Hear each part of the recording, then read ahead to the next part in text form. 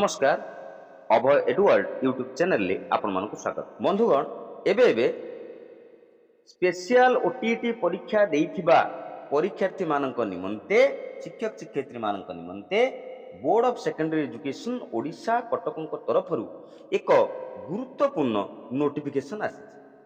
Special OTT 2025 पई जेतेबेले teacher माने फॉर्म फिलअप करिथिले अनेक शिक्षक शिक्षयित्री बंधु रही जाइछन्ति जेउ मानकर name father's name mother's name एवं डेट ऑफ बर्थ रे सामान्यतम त्रुटि हो जाइछि।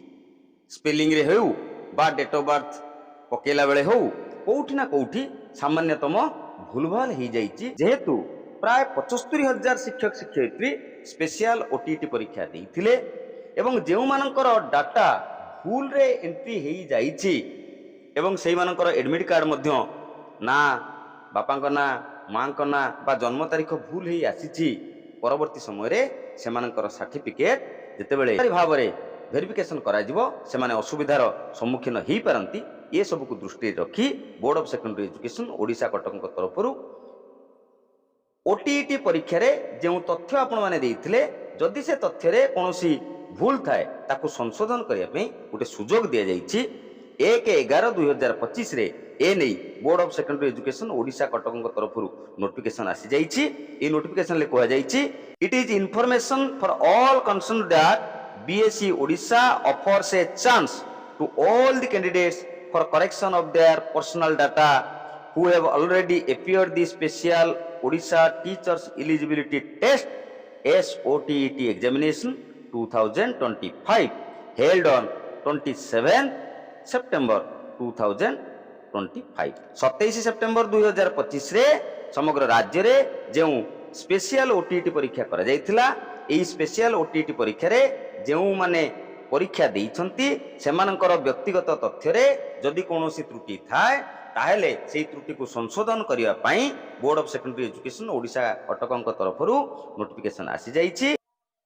तबे आपण माने करेक्शन किबळी भाबरे करिवे ऑनलाइन करिवे ना ऑफलाइन करिवे केते तारीख मध्य करिवे ए संबंध रे मध्य स्पष्ट सूचना रखा जाइछि।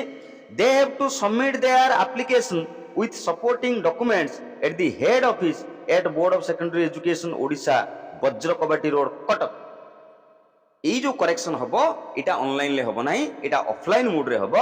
आपनकु आपनकर एप्लीकेशन सहित सपोर्टिंग डॉक्यूमेंट जोड़ी आपनकु board of secondary education Odisha कटकंकर मुख्य कार्यालय जोटा रही वज्रकबाटी रोड कटक ठारे सेठारे आपण मानकु दाखल करिया पे पड़िबो। सेति पई समय सीमा मध्य दिया जाइछि फ्रॉम 1 नवेम्बर 2025 टू 7 नवेम्बर 2025। 1 नवेम्बर 2025 रु 7 नवेम्बर 2025 मध्य 7 दिन पई समय दिया जाइछि।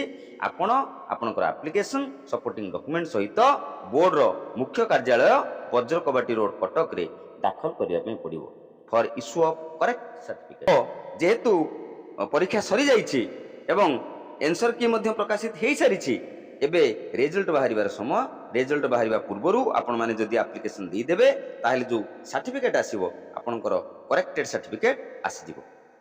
बोर्ड तरफरु एकथा मध्य स्पष्ट कर दिया जाइछि under no circumstances further correction of personal data will be entertain.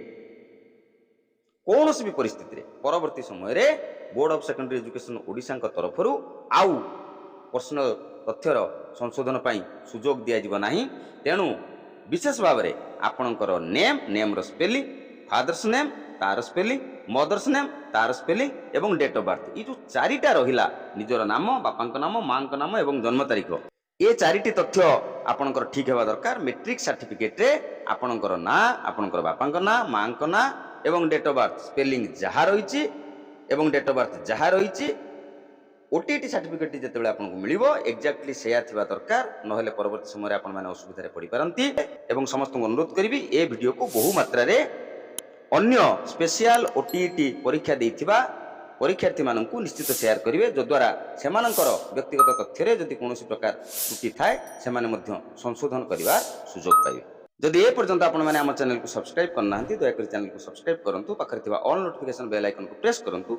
ଯଦ୍ୱାରା ଆଗାମୀ ଦିନରେ ମୁଁ ଯେଉଁ ସବୁ ଶିକ୍ଷା ଭିତ୍ତିକ ଭିଡ଼ିଓ ଅପଲୋଡ଼ କରିବି ତାର ନୋଟିଫିକେସନ୍ ଇମିଡ଼ିଏଟଲି ଆପଣମାନଙ୍କୁ ମିଳିଯିବ।